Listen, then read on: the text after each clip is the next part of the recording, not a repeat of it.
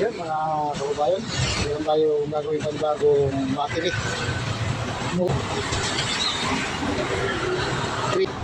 Ang gagawin dito mga kababayan ay lalagyan ko ng panibagong tingga.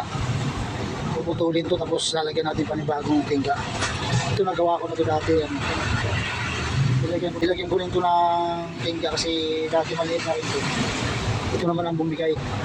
Lalagyan natin ito ng panibagong tingga. Puputulin muna natin ito.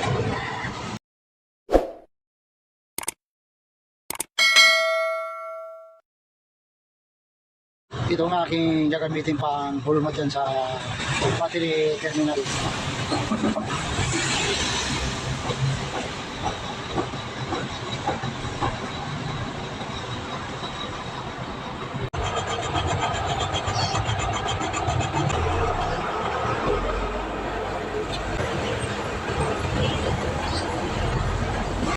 Ganito ang paraan ng aking paggawa ng battery terminal.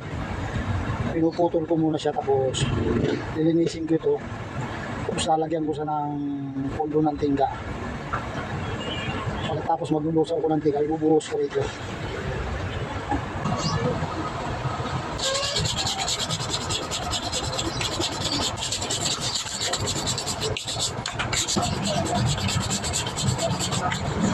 Ngayon naman mga kumpay, pagkatapos natin linisan, lalagyan natin itong ng pundo ng panibagong tingga.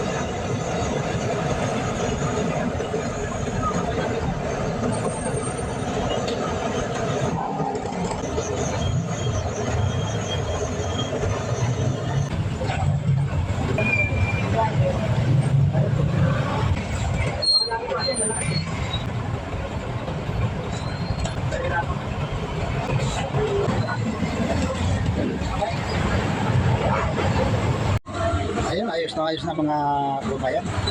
Nalagyan ko ng panibagong tingga yung sirang terminal ng battery. Ito isa, ayos pa naman ito isa. Ayun mga kababayan, ganito na lang ang aking video. Maraming salamat sa inyong vlog, sa inyong panonood sa aking mga vlog.